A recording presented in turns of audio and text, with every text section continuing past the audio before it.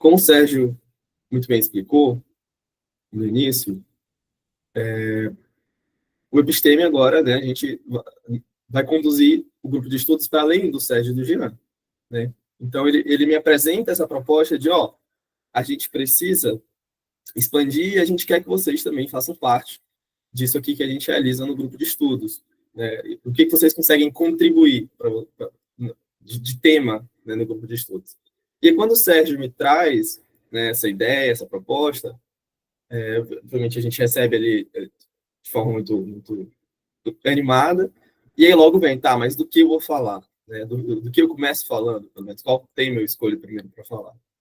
E aí, logo o que me veio na cabeça foi falar sobre o behaviorismo radical. Como você falou, tem essa inclinação para análise do comportamento, mas muitas vezes a gente acaba tendo um contato muito superficial com análise do comportamento. Imagino que vocês se identifiquem com isso. Né? Na faculdade, a gente tem contato muito breve, e mesmo quando o contato é até não breve, a gente acaba não entrando nos pormenores da análise do comportamento, na filosofia por trás, né, dessa ciência. E é por isso que eu achei importante a gente dar um passinho para trás e falar sobre o que é essa filosofia dessa ciência, que é o behaviorismo radical. Tá? Então, por isso, a gente inicia hoje nessa pergunta: o que é o behaviorismo? Muitas pessoas aqui conhecem o nome, já escutaram esse nome em sala de aula e tudo mais, mas talvez ainda a definição ainda seja muito turva, né, do que é o que é o behaviorismo. É a mesma coisa que a análise do comportamento, é diferente, né? O behaviorismo é algo antigo, eu já ouvi falar de behaviorismo radical, behaviorismo metodológico é a mesma coisa, né? Talvez ainda esteja mesmo um pouco turvo essa definição para vocês. Então a gente iniciou hoje fazendo essa pergunta: o que é o behaviorismo? Né? Para além daqueles que teria certeza da resposta, eu gostaria de ouvir de vocês algumas respostas, né? Qual contato vocês já tiveram com o behaviorismo na faculdade, ou o que vocês lembram que é, tá? Peço que quem puder falar, me dê essa resposta falando, mas quem não puder, pode enviar no chat, que aí a gente parte dessas ideias iniciais aí. Pode falar, Sérgio. Assim, depois que eu estudei um pouco mais sobre behaviorismo, eu sei mais ou menos que é essa resposta, então não vou dar essa resposta de acordo com alguém que já leu sobre, né? Uhum. Mas eu acho que antes de eu me aprofundar um pouco mais nesse tema, que foi, acho que do ano passado para cá, realmente foi exatamente como tu falou, assim, sabe? A gente estuda na faculdade.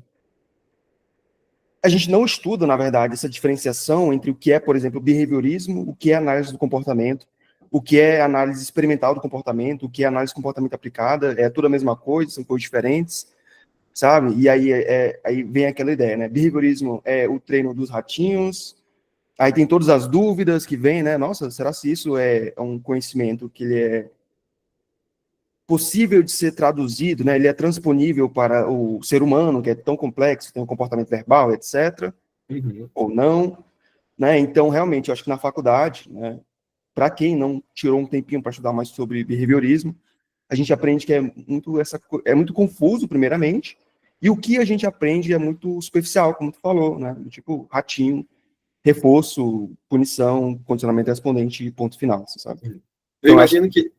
Não, pode falar. Pode.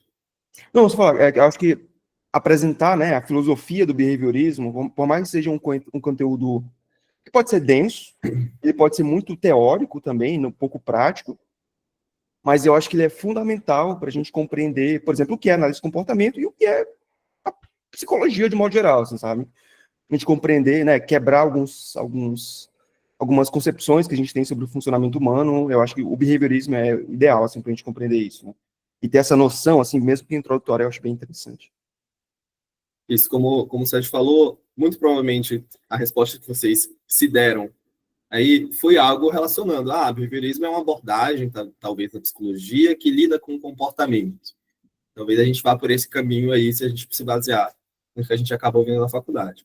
A resposta para essa pergunta, hoje, a gente vai construir, tá? Olhando para a história do behaviorismo radical. Então, lá no final, a gente retorna e a gente fecha numa resposta mais concisa. Para a gente falar sobre o behaviorismo, sobre, consequentemente, o behaviorismo radical, como uma filosofia, como o Sérgio falou, A gente precisa voltar e enxergar como a filosofia passa por um rompimento e se torna um conhecimento científico. Então, a gente percebe que a física, por exemplo, a química, a biologia, elas passam por esse caminho em que uma vez eram filosofia e outra vez passaram a ser um conhecimento científico da física, da química e da biologia, tá bom? A gente enxerga esse caminho em diversas áreas da ciência. E aí eu vou agora falar um pouquinho sobre essas outras áreas da ciência e como isso aconteceu para a gente voltar para a psicologia e dissecar um pouquinho sobre essa história, tá? Da psicologia. Então, já que eu estou falando desse rompimento da filosofia para se tornar um conhecimento científico, agora a gente precisa diferenciar o que é um conhecimento filosófico do que é um conhecimento científico, tá bom? Então, a filosofia, ela vai raciocinar a partir de pressupostos para chegar em conclusões. Então, ela parte de uma metodologia lógica ali para chegar em conclusões e em verdades. Ou seja, o que significa?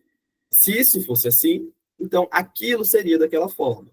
Ela parte de observações lógicas e pressupostos filosóficos, tá bom? Enquanto a ciência, ela vai num lado oposto. Ela vai para o lado oposto disso. Ela já parte para a observação, ali, para relacionar observações. Então, no caso da ciência, por exemplo, isto é observado, o que poderia ser verdade que levaria a tal observação? E quais outras observações isso levaria? Então, a gente começa aqui a diferenciar os dois caminhos, diferenciar o caminho da filosofia e o caminho do conhecimento científico. Tá? Isso gera uma coisa, isso gera como consequência o fato de que a verdade na filosofia ela é absoluta. Porque se a lógica da filosofia de se construir um conhecimento um processo lógico, que parte de pressupostos filosóficos e é fechado por si só, essa verdade, para aquela corrente filosófica, ela é absoluta. Tá? Enquanto na ciência, muitos aqui, a gente está cansado de saber, a verdade, ela na verdade é provisória. Né? A gente não trabalha com verdades absolutas, a gente trabalha com verdades provisórias. Mais para frente a gente vai entender o que seria uma verdade, ou o que seria mais verdade que outra para a ciência, tá bom? Então, a ciência ela é relativa à observação e passível de ser desmentida por novas observações. Tá? Obviamente, aqui a gente entraria numa seara de delimitação do que é a ciência, mas o importante para a gente hoje é entender que a verdade na ciência ela deve ser provisória. Né? Ela é relativa a observações e passível de ser desmentida por novas observações. Todo mundo até aqui acompanhando? Dá para qualquer coisa, levantem a mão, mandem no chat. Um joinha também dá para mandar ali. Certo. Fechou. Vamos seguir, então. Nesse contexto, a gente acaba observando, então, que os pressupostos, né, filosóficos se referem muitas vezes a abstrações, as coisas que não são naturais, né? Se referem a uma força vital, se referem a uma qualidade da substância, né? Sempre uma coisa mais distante do universo natural.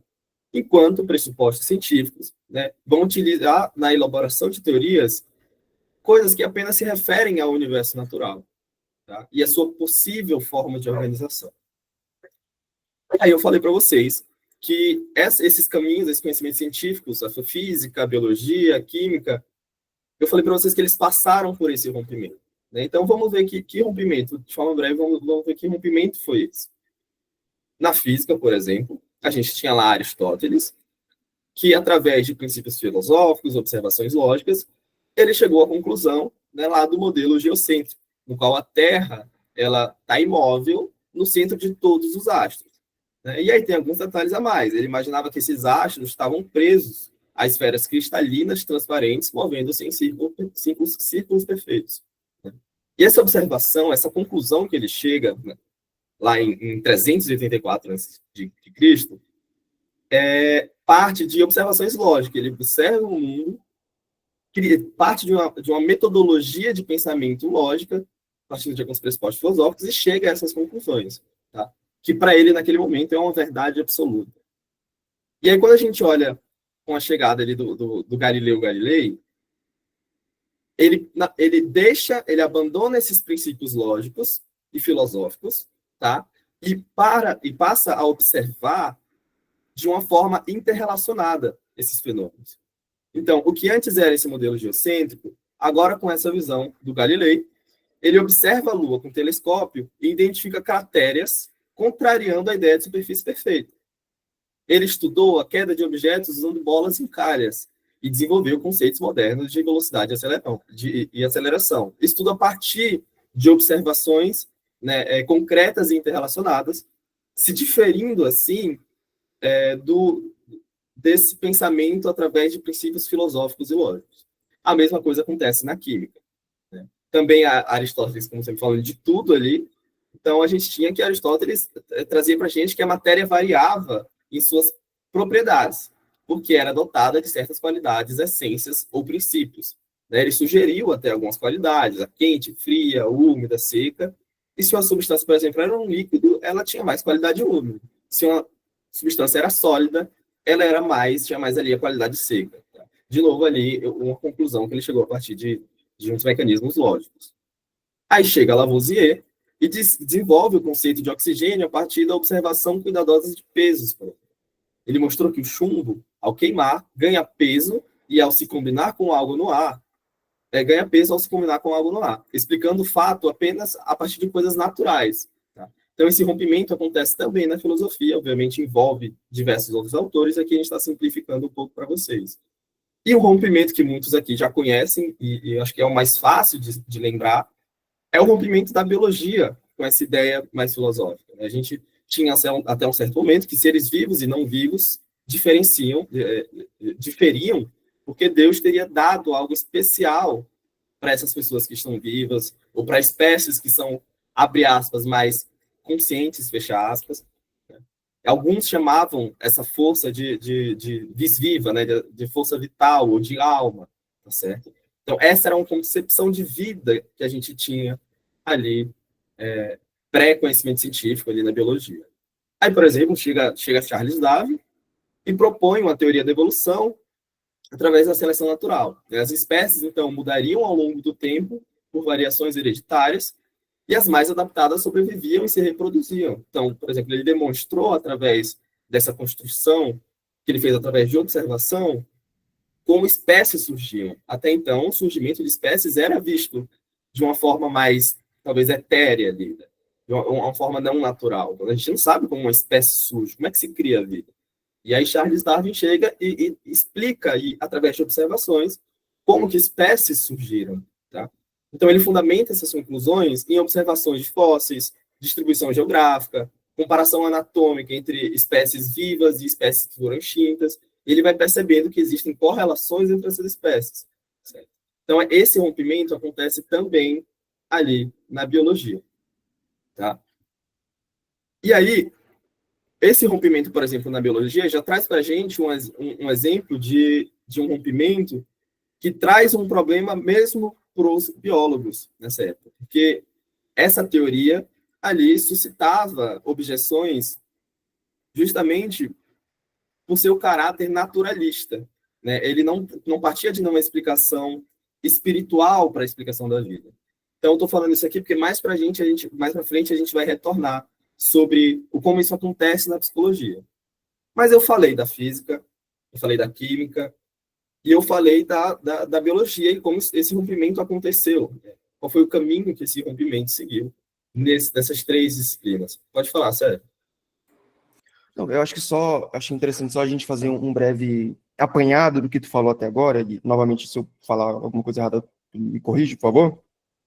Só ver se eu entendi direito, né? É como se a filosofia, como tu colocou, partisse de pressupostos para chegar a determinadas verdades. Então, por exemplo, eu sou um filósofo que estuda sobre a natureza de modo geral. E eu vejo que ao derrubar a minha xícara aqui, ela cai no chão, por exemplo.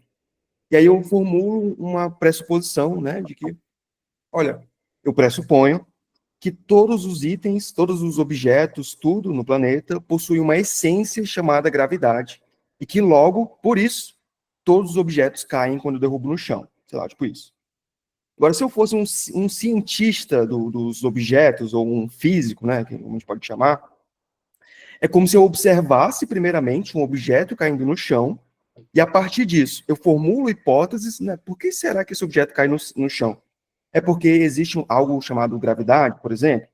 É porque, né, tem a força, não sei das quantas, no vetor tal, e etc. Formulo ali minhas hipóteses, e então eu testo essas hipóteses, né? Faço alguns experimentos ali para ver se elas se mostram verdadeiras ou não, né? Então, a diferença entre a filosofia e a ciência é mais ou menos essa, né?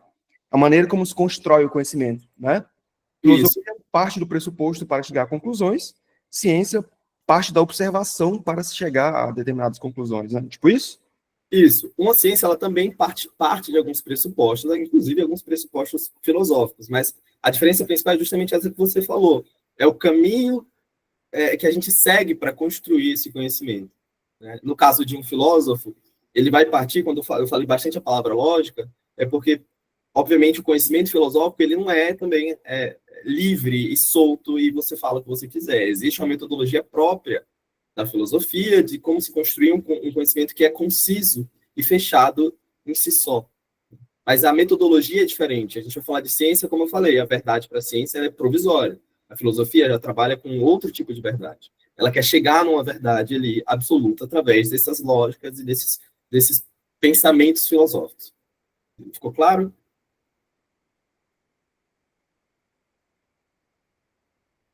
Pode falar, Leonardo.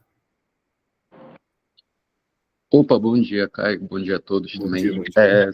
Só dar uma contribuição também.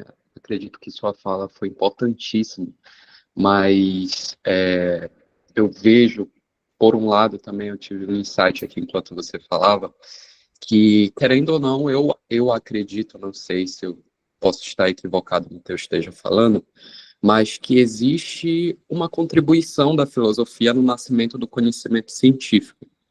Porque, como o Sérgio falou também, né, acredito que a filosofia ela nasce muito desse conhecimento que é empírico, que é na observação do universo, na observação de como o universo está funcionando, como as coisas funcionam. E os primeiros cientistas, né, como você falou aí, trouxe Galileu, trouxe outros exemplos, eles vão questionar esse conhecimento para poder evidenciar e sistematizar a ciência. Só que isso só foi possível devido ali filósofos lá atrás terem observado o universo, terem criado não é um sistema, mas ali terem questionado essas leis do universo, como o universo funciona, e terem ali construído uma filosofia, né? Construído essa epistemologia que é da filosofia. Então, eu acho que também a gente precisa ter esse nível de atenção também e investigar que a filosofia ela tem uma contribuição para o desenvolvimento da ciência. Só isso mesmo. Isso. É exatamente isso que você falou, né? A filosofia, então, ela é a raiz de tudo que a gente estuda, né? Tudo começa lá. A gente hoje diferencia filosofia de conhecimento científico. Mais uma vez que só existem conhecimentos filosóficos, e esses são os que mais explicam ou tentam explicar as coisas, esse conhecimento era o conhecimento científico, né? Nessa época que a qual a gente se refere. Então, eles de fato são o fundamento para tudo que a gente tem. Os pensamentos ali do Aristóteles influenciaram o rumo seguido ali pela biologia, né? Pela química, pela física. Inclusive, esses dias eu estava justamente preparando a aula e eu me encontrei com um amigo que é da economia. E eu estava explicando para ele como esse processo aconteceu na biologia, física, química e como também aconteceu na psicologia. E aí a minha pergunta para ele foi justamente essa: como que a economia surge, né? Como que ela surge? Ela surge de alguma filosofia também lá de trás? E aí, para mim, a surpresa, a resposta dele foi também falar sobre filosofia. Foi, não, foi. Também Aristóteles surge com um conceito, que eu não vou lembrar exatamente qual é, por não ser da nossa área, que dá origem ao que a gente tem hoje em dia como o conhecimento científico da economia. Então, a filosofia, ela é, sim, muito importante. E é justamente isso que a gente está vendo. Como a filosofia que a gente segue na psicologia ou nas psicologias vai influenciar o conhecimento científico que a gente produz a partir dela, certo? E aí eu falei de física, falei de química, falei de biologia. E a pergunta que fica agora é, mas e a psicologia? Será que ela também passou por esse rompimento com a filosofia? Não no sentido de menosprezar a filosofia, mas por esse rompimento no sentido de, tá bom, agora eu preciso construir um campo científico. O que vocês acham dessa pergunta? A psicologia para vocês já passou ou não passou por esse rompimento?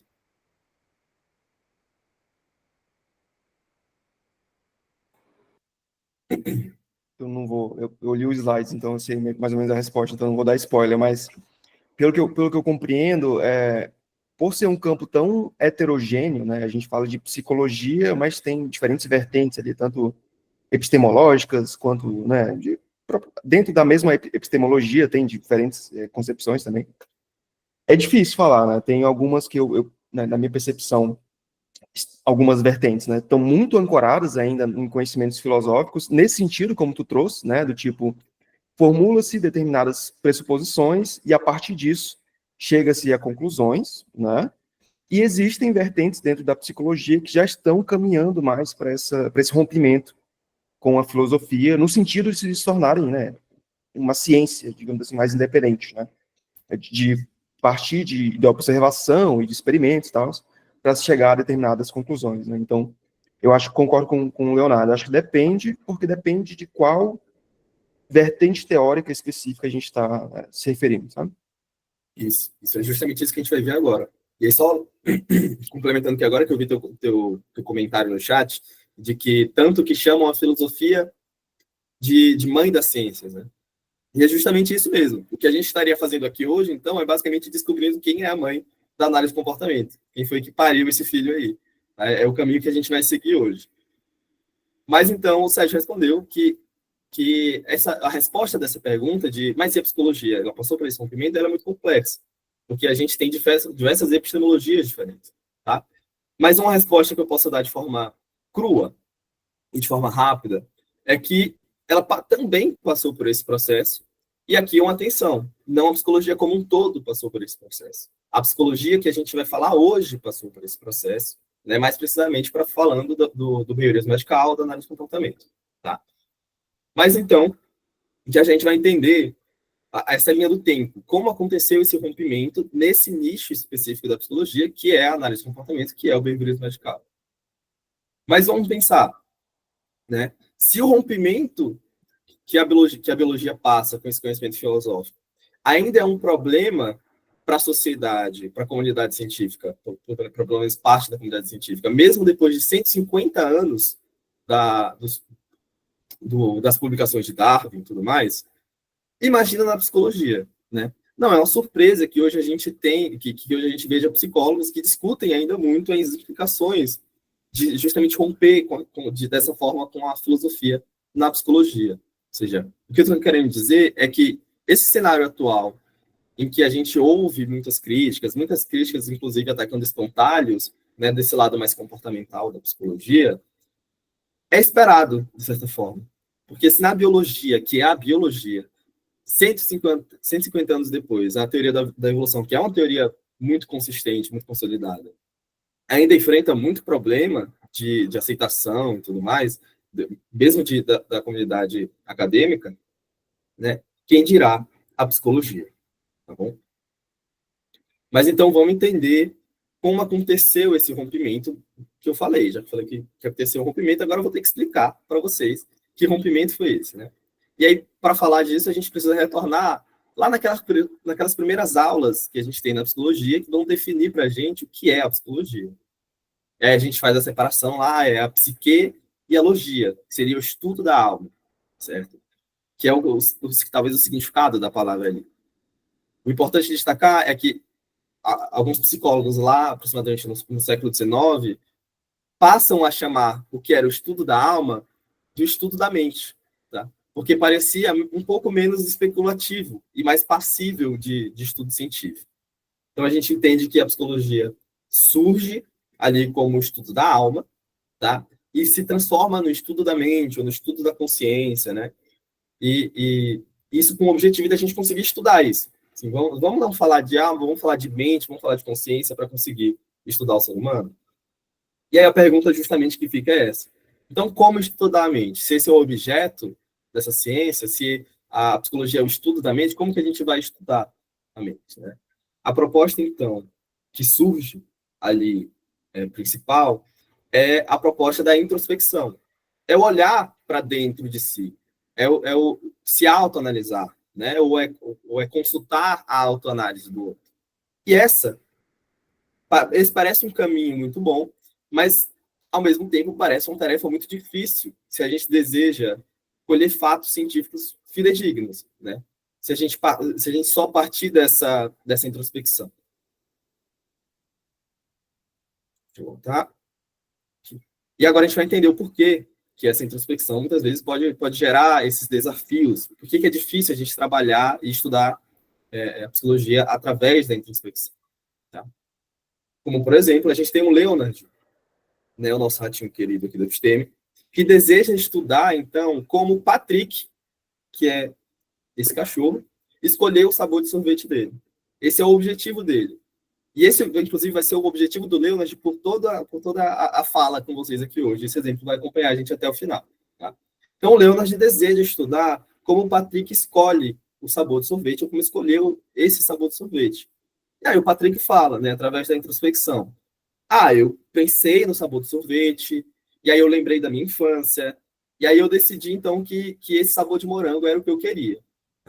E aí o Leonard vai lá, anota e tudo mais, mas aí ele fica um pouco confuso com isso que foi dito, né? O Leonard, com todo o seu pensamento crítico, ele começa a se perguntar, tá, o participante, ele pode ter dito isso, o Patrick pode ter dito isso, né? Pode ter sentido o cheiro do sorvete, isso influenciou, mas ele não percebeu. Né?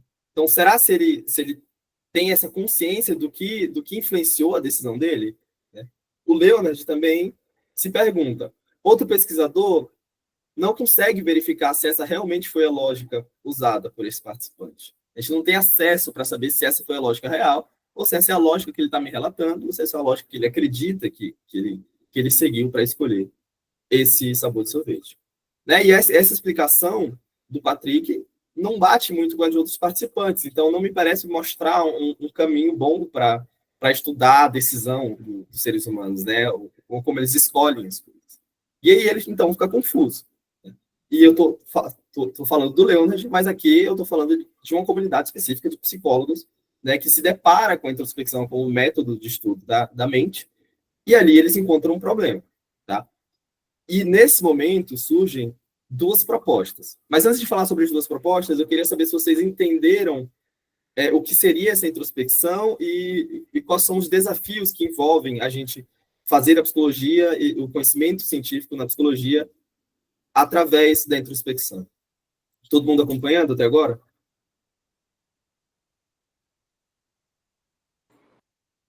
Sim, né, pelo que eu entendi, a introspecção é tu olhar para dentro e relatar o que tu encontrou lá dentro, digamos assim, né? O que é meio complicado, porque não é exatamente o método mais preciso que existe, né? É como se eu, por exemplo, eu quisesse medir a minha temperatura corporal e eu coloco a mão na minha testa e eu vejo, ó, eu tô com tantos graus. Mas aí, se tu pegasse a tua mão e colocasse na minha testa, tu ia também ter a mesma percepção? É um conhecimento que ele é replicável, ele é confiável em determinada medida, né? Provavelmente não. Então, eu imagino que a introspecção seja tão confiável quanto colocar a mão na testa e tentar aferir a temperatura a partir disso. Né? Depende muito da avaliação do avaliador e, né, entre outros fatores também. Então, a introspecção como método ali de investigação dessa tal mente, ela traz esses desafios. Ela não é tão, talvez, palpável para a gente e ela talvez não seja tão confiável. E aí surgem, para resolver esse problema, então, esse problema ali, esses desafios envolvendo a introspecção, duas propostas, tá? Uma delas é uma proposta mais objetiva. O que essa proposta mais objetiva vai fazer é focar no estudo do comportamento observável, do comportamento mensurável, principalmente. E aí ele vai usar experimentos e observações controladas, e ao invés de perguntar o que você sentiu, vai medir tempo de reação, vai medir expressão facial, vai medir frequência cardíaca, vai medir eu esqueci o nome técnico, mas vai medir o suor, vai medir a salivação do cachorro, né? Então, vai focar no que é observável e principalmente no que é mensurável. Por um outro lado, também surgiu uma proposta que é uma proposta mais comparativa, que é uma proposta que vai ali comparar o ser humano a animais, né, principalmente através de analogias, fazendo analogias entre o comportamento humano e o comportamento animal.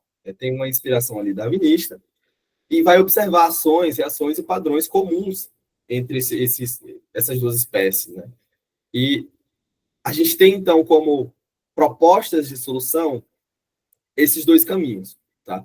E é nesse contexto aqui, desses psicólogos insatisfeitos com esse método de investigação, que surgem esses dois caminhos, e que, a partir disso, chega alguém que a gente aqui já conhece, muitas pessoas aqui já conhecem, que é o Watson. Né? O Watson surge, então, com a ideia, opa, eu também estou insatisfeito com esse método de investigação da mente, que é a introspecção, também estou insatisfeito, e me alinho muito a esse caminho mais objetivo. Tá? Então, Watson, lá em 1913, ele aparece com o que seria ali o primeiro manifesto behaviorista, né? A primeira versão do behaviorismo. Ele, baseado ali num caminho mais objetivo e baseado nessa insatisfação com o método de investigação ser a introspecção, ele surge com essa ideia. Né? Ou seja, Watson articulou a crescente insatisfação dos psicólogos. Deixa eu só tirar minha câmera da frente que eu não estou conseguindo ver o slide. Watson articulou a crescente insatisfação dos psicólogos em relação à introspecção e à analogia como métodos. Em 1913, ele publicou o artigo intitulado A Psicologia como um Behaviorista Vê, que é considerado ali o primeiro manifesto, o manifesto da primeira versão do behaviorismo. E aí, o que ele fez, então? Foi seguir a psicologia objetiva, tá? Focando lá no comportamento observável, no comportamento mensurável. Ele rejeitou o reducionismo filosófico, no sentido de tá bom, mas a gente não vai estudar só a resposta fisiológica desse organismo aqui, né? E vai evitar alguns termos ali confusos também. Vai focar no comportamento observável e não só nesses reflexos. Tá? Ele também, de certa forma, seguiu a psicologia comparativa, com muitas críticas ali, mas seguiu, no sentido de passar também a comparar o comportamento humano ao comportamento animal. Tá? Mas criticou ali o uso daquelas analogias que muitas vezes levavam a alguns pensamentos que poderiam ser prejudiciais. Tá? Então, o que a gente vê aqui, o que a gente entendeu até agora? Que existe esse rompimento entre a filosofia e o conhecimento científico, que na psicologia isso aconteceu porque a psicologia até então era o estudo da alma, estudo da mente, e para a gente fazer o estudo da mente, a gente precisa partir para a introspecção naquele momento. Isso incomoda uma comunidade de psicólogos, incomoda parte da comunidade científica, pessoas de áreas específicas. Surgem propostas para lidar com isso. É justamente uma proposta da psicologia objetiva, uma proposta da psicologia comparativa. E, a partir disso, Watson chega e fecha, ou pelo menos tenta fechar ali uma ideia de uma solução para isso. Tá? Resumidamente, Watson chega à conclusão de que os psicólogos se prendem em esforços tão infrutíferos por causa de uma definição da psicologia como a ciência da consciência, ou a ciência da mente. Ou seja, ele não estava só tentando lidar com o fato de que é difícil estudar através da introspecção. Watson, ele estava chegando à conclusão de que o problema, na verdade, era a definição de psicologia. Era a definição de psicologia como a ciência da mente. Tá? Essa definição para Watson era responsável pelo fracasso da psicologia em se tornar uma verdadeira ciência.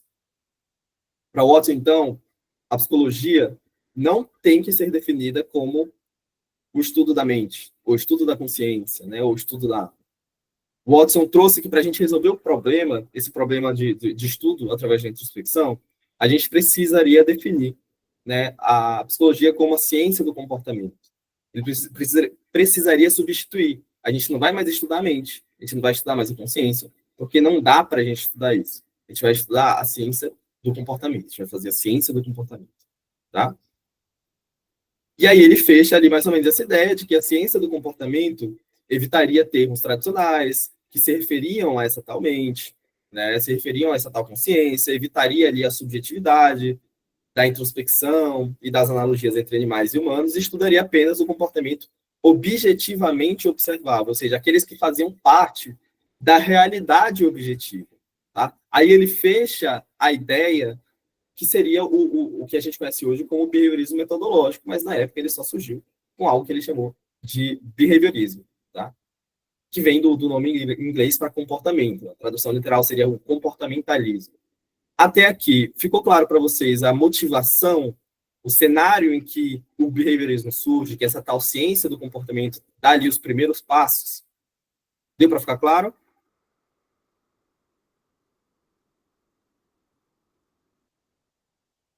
Fechou. Certo. Então, agora que a gente entendeu o que motivou esse primeiro passo da ciência do comportamento, que foi justamente o behaviorismo metodológico, que lá começava a construir um conhecimento sobre o cachorro de Pavlov, lá, ou o experimento super antiético do Watson com o bebê, e o ensino do medo, o pareamento de estímulos, né? O que começava a engatear ali, ele derivava do realismo, tá? O realismo, agora a gente já vai definir, vai entrar numa conversa um pouco mais complexa, mas a gente entende que o behaviorismo metodológico, que surge ali com o Watson, em resposta a esse cenário, ele derivava de uma filosofia chamada de realismo. E isso foi um problema. Isso era um problema. O Watson, então, ele estava num caminho muito correto, de, a gente precisa transformar isso aqui, transformar a psicologia na ciência do comportamento, para que a gente consiga estudar, de fato, isso. Esse era um caminho muito bom. Ele trouxe essa ideia, ele abriu essa porta, tá? Mas ele ainda estava preso a uma filosofia, ou pelo menos era influenciado por uma filosofia chamada de realismo. E para entender o porquê que isso era um problema para o behaviorismo, por que isso era um problema para a ciência do comportamento, agora a gente vai tentar definir para vocês o que é essa filosofia chamada de realismo, tá? O realismo, então, é uma corrente filosófica com origem na Grécia Antiga, que pressupõe a existência objetiva e independente da realidade, independente da percepção humana. Tá? E aqui talvez alguns estejam começando a sentir talvez gatilhos relacionados a algumas aulas que a gente tem na faculdade, que entram muito em discussões filosóficas, porque tem que entrar mesmo. Por exemplo, quando a gente tem aula de fenomenologia ou qualquer disciplina humanista, a gente vai passar por muitos conceitos filosóficos que se assemelham ou não a esse aqui. Então, a gente está entrando num momento da aula de hoje que a gente vai falar justamente sobre isso. A gente vai falar sobre uma ideia filosófica e como ela pode ser prejudicial para essa ciência do comportamento. Eu imagino que só com essa descrição não seja o suficiente para a gente entender o que é o realismo. Tá? Mas eu vou ler mais uma vez para preparar a gente para o exemplo que eu vou dar já. O realismo, então, ele é uma corrente filosófica com origem na Grécia Antiga, que pressupõe a existência objetiva e independente da realidade, independente da percepção humana. Então, a gente consegue entender, tá, cara, deixa eu ver se eu entendi. O realismo, então, ele pressupõe que a realidade existe, que ela é objetiva e que ela independe da gente. É isso, o realismo é isso. Até o momento, pode não ter ficado claro, mas qual o problema disso? Não é isso mesmo? Né? Eu imagino que vocês estejam pensando isso. Tá? Mas para exemplificar os problemas de se partir disso para construir uma ciência do comportamento, vai ficar mais claro agora. Deixa eu passar um lado aqui. Pronto. Vamos retornar, então, no exemplo, lá quando eu falei de psicologia objetiva e tudo mais. Vamos retornar naquele exemplo em que o Leonard, aqui, que eu vi que algumas pessoas entraram e não pegaram o exemplo, vamos voltar para o exemplo que o Leonard quer estudar, quer descobrir o porquê o Patrick escolhe o sabor de sorvete de morango. Tá? Esse é o objetivo dele. Ele quer descobrir o que explica esse comportamento, como é que ele faz para prever talvez um outro sabor de sorvete. Ele quer saber disso. Para o realismo, esse fenômeno aqui, ele vai acontecer da seguinte maneira. Tá? Para o Leonard, existe a realidade objetiva, que é a realidade ali onde o Patrick escolhe o sabor de sorvete. E essa realidade, ela existe, independente do Leonard. Ela está lá, ela é mensurável, ela é objetiva nesse sentido de ser mensurável, observável e tudo mais. Só que tem um porém. A gente observa essa realidade objetiva a partir de uma experiência interna, tá? Então, se eu falo para vocês que a gente interpreta a realidade a partir de uma experiência interna, o que eu estou falando para vocês é que são duas coisas diferentes. É que eu estou em uma realidade e a realidade está em outra realidade. Seriam duas coisas de naturezas diferentes. E aqui a gente começa a ensaiar esse entendimento de o porquê que isso pode ser prejudicial para uma ciência do comportamento, tá? Entrando em mais detalhes, então, a experiência interna seria justamente interna, seria separada do mundo real externo, seria subjetiva e não seria observável objetivamente. Porque se eu entendo que existe uma realidade que é observável, objetiva e mensurável, né, e que existe independente da gente, e eu entendo que eu interpreto ela a partir de um eu interno, de uma experiência interna, isso que tem aqui dentro é diferente disso que tem aí fora. Tá? Estaria falando de naturezas diferentes. A realidade, nesse caso, seria externa, existiria independente de nós, seria objetiva. Explicar alguma coisa dessa realidade seria, na verdade, fazer uma descoberta. Né? Eu explicar, nesse caso aqui, o porquê que o Patrick escolheu esse sorvete, na verdade, eu estaria descobrindo uma verdade absoluta. Tá? A explicação aqui no realismo ela tem esse teor de descoberta. E já que eu estou falando que existe uma realidade e que ela é objetiva, e eu estudo ela, eu estou falando de descobrir coisas sobre ela. Tá?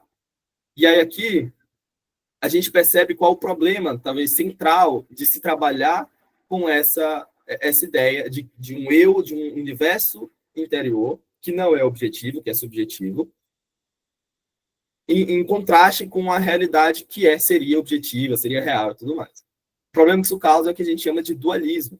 Né? Mais pra frente a gente vai detalhar um pouco isso, mas gera alguns dualismos, como interior e exterior, subjetivo e objetivo, mente e corpo. Né? Ele traz muitos desses dualismos que são prejudiciais para a gente construir um conhecimento científico, né? Construir a ciência do comportamento.